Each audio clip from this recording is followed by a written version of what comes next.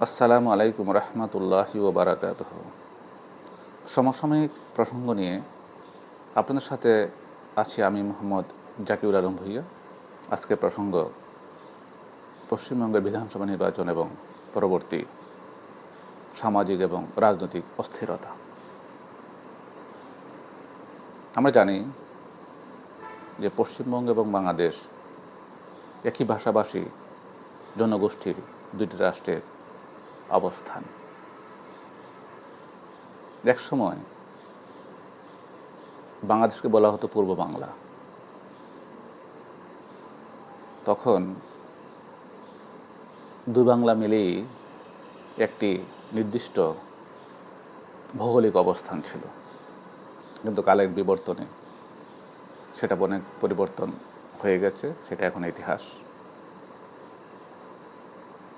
আমরা লক্ষ্য করেছি দীর্ঘদিন পর পশ্চিমবঙ্গের ক্ষমতায় একটা বড় পরিবর্তন এসেছে।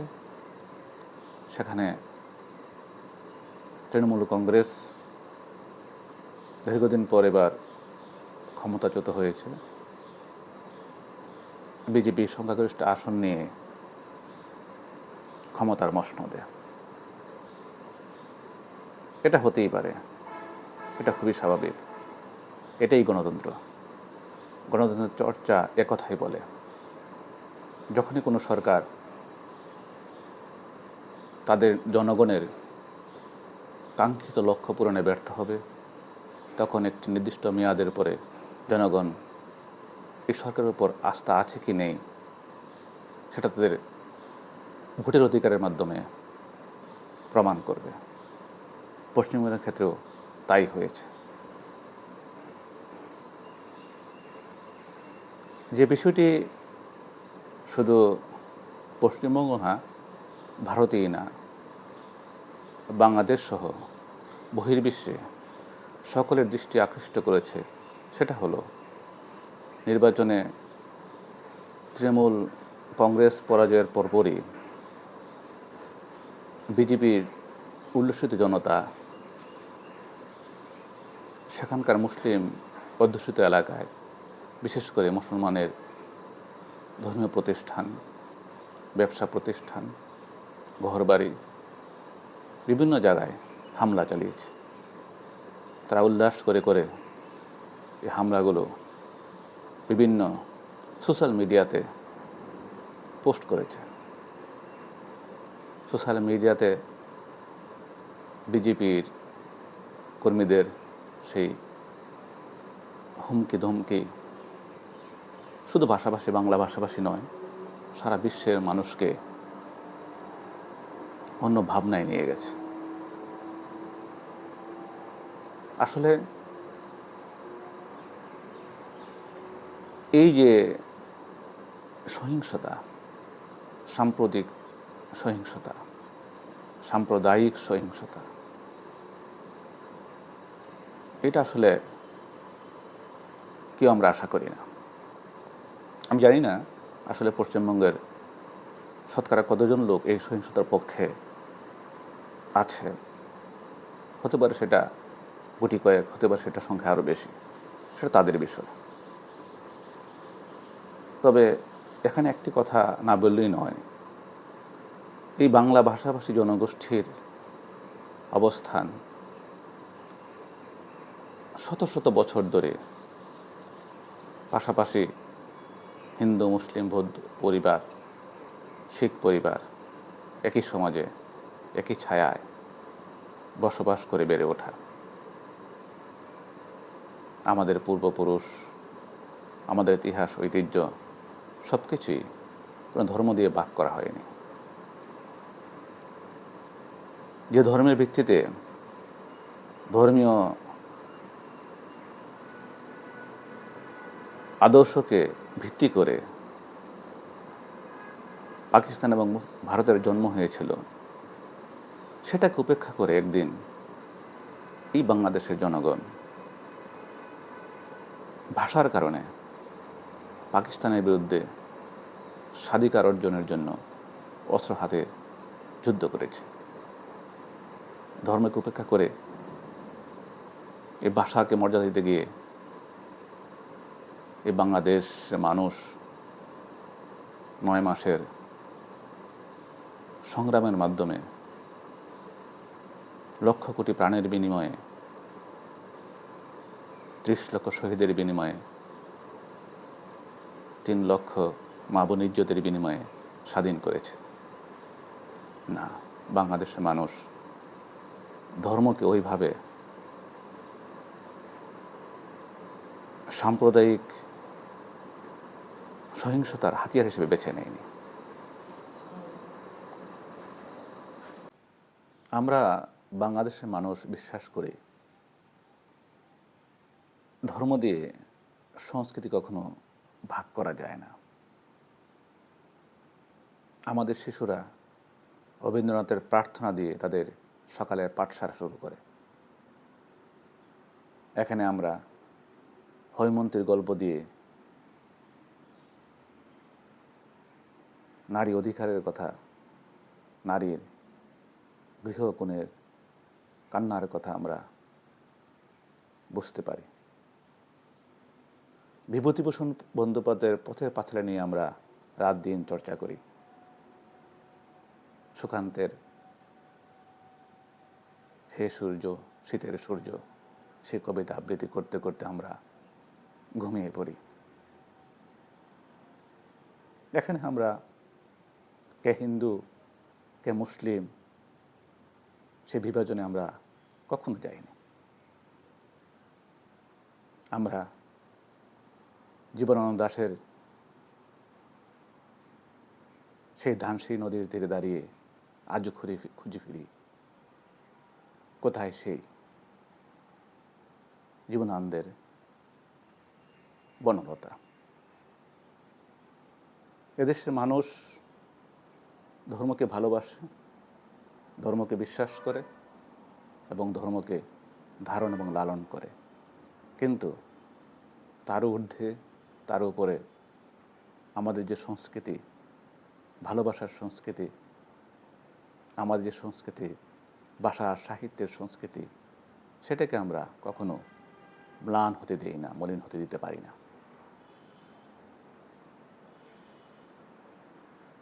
আমি একটি কথা বলতে চাই,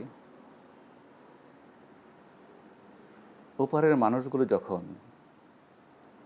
মসজিদের মিনার ভাঙে, এপারের মানুষগুলো তখন মন্দির পাহারা দেয়। ওপারের মানুষগুলো যখন মসজিদের ভিতর ঢুকে ঢাকঢোল পিটিয়ে নামাজরত একজন ব্যক্তির নামাজ ভঙ্গ করার চেষ্টা করে, এপারের মানুষ আমরা হাতে হাত ধরে হিন্দু বাড়িতে মুসলিম বাড়িতে উৎসবে মেতে ওঠে।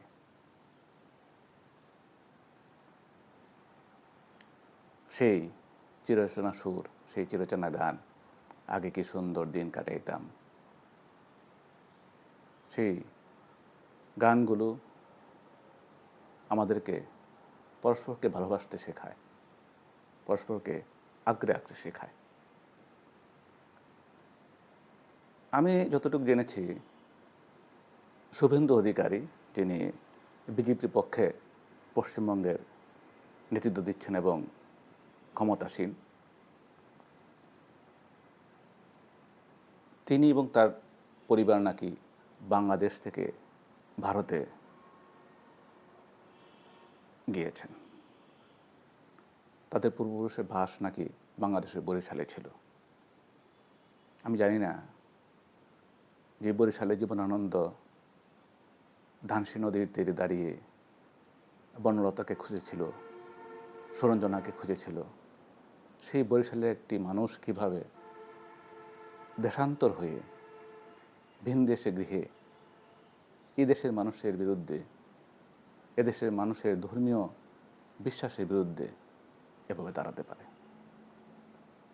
দাদাবাবু, একটু থামুন। এতে কার লাভ, কার ক্ষতি? এই উন্মাদনা দিয়ে আপনি কি অর্জন করতে চাচ্ছেন? আপনি হিন্দুত্ববাদের জাগরণ দিয়ে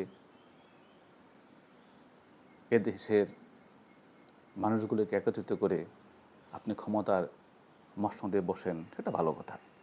তাই বলে অন্য ধর্মের প্রতি, অন্য মানুষের প্রতি আপনি যে ঘৃণা, যে সন্ত্রাস বীজ বপন করে যাচ্ছেন, সেটার হিসাব আপনাকে অবশ্যই রাখতে হবে। আমরা বিশ্বাস করি পশ্চিমবঙ্গের বর্তমান রাজনৈতিক সহিংসতা, ধর্মীয় অস্থিরতা, সংখ্যালঘুদের প্রতি নির্যাতন, তাদের প্রতি ঘৃণা, এগুলো দূরীকরণে ভারতের রাজ্য সরকার এবং কেন্দ্রীয় সরকার যথাযথ পদক্ষেপ নেবে। আমরা বিশ্বাস করতে চাই যে কাজগুলো গুটি কয়েক মানুষের দ্বারা সৃষ্ট, কিন্তু যখনই দেখি ক্ষমতার শীর্ষে থাকা মানুষগুলো ধর্মীয় সহিংসতা উস্কে দিয়ে বক্তব্য রাখছে, তখন আসলেই খুব নিজেকে অসহায় মনে হয়। আমরা কোথায় বসবাস করছি? যে বন্ধুটির সাথে, যে বাড়িটির সাথে সারা বেলা সারা বিকেল একসাথে হেঁটে হেঁটে ঘুরে এলাম, আজ শুধু ধর্মের কারণে তার বাড়িতে আজকে হামলা চালাচ্ছে। এটা তো কোনো শিক্ষা হতে পারে না, এটা কোনো আদর্শ হতে পারে না। আমাদের একটা জিনিস বুঝতে হবে, এদেশের এ অঞ্চলের মানুষগুলো ইতিহাস, তারা কোথা থেকে এসেছে।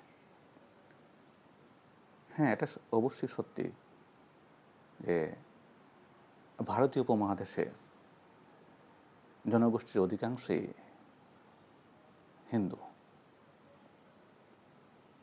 এই উপমহাদেশের প্রায়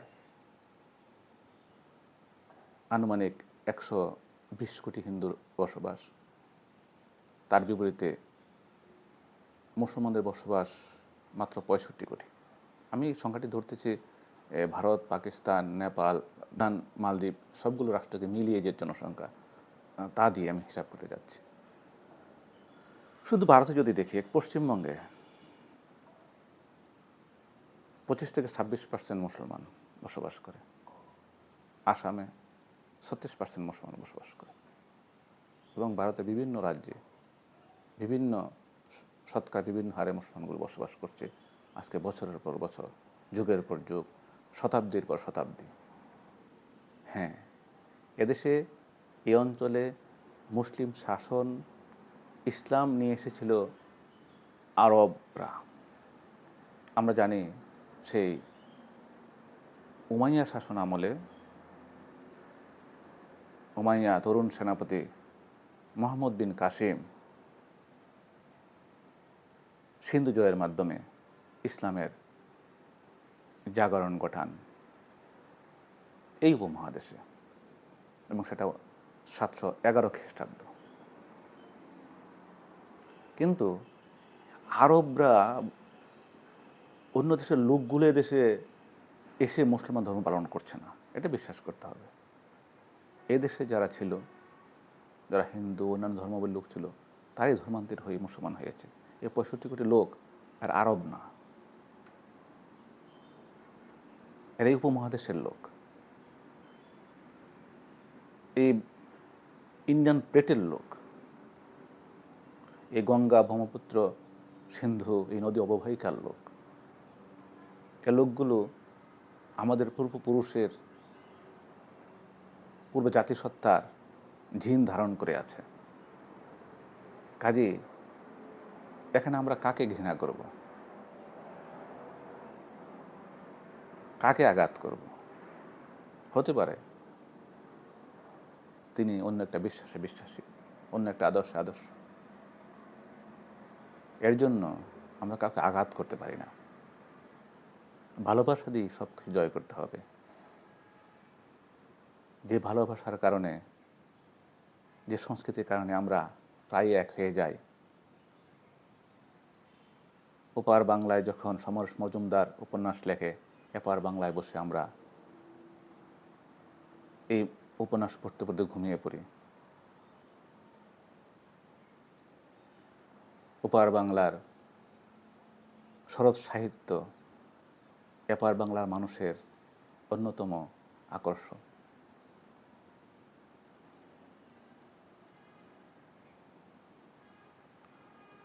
এখানে কোনো ভাষা, এখানে ভাষাটাই মুখ্য। এখানে ধর্মটা আমরা ওইভাবে দেখছি না। ধর্ম আমার বিশ্বাস, ধর্ম আমার ভালোবাসাকে, আমার সামাজিকতাকে, আমার আদর্শকে ফুটিয়ে তোলার একটা অন্যতম মাধ্যম। এটাকে আমি ধারণ করি, বিশ্বাস করি, এই আদর্শে আমি বেড়ে উঠি। তার অর্থ এই না যে আমি অন্য ধর্মের প্রতি সহিংস হব, অন্য ধর্মের প্রতি আমি আঘাত করব। আমরা বিশ্বাস করি উপরবাংলার মানুষগুলো যারা সচেতন আছেন, যাদের সুধী সমাজ যারা আছে, সাংস্কৃতিক ব্যক্তিত্বমানা যারা রয়েছেন, তারা এই বিষয়ে এগিয়ে আসবেন, কথা বলবেন, প্রয়োজনে ধর্মীয় নেতৃস্থানীয় লোকদের সাথে কথা বলবেন, যে আসলে এ ধরনের সহিংসতা ছড়িয়ে সাময়িক কিছু অর্জন করা গেলেও এর মূল ফল খুব ভালো হবে না, ভালো হয় না। এটাই ইতিহাসের শিক্ষা। তো আজ এ পর্যন্তই। হয়তো আগামী দিন আগামী কোনো বিষয় নিয়ে আবার কথা হবে। ধন্যবাদ।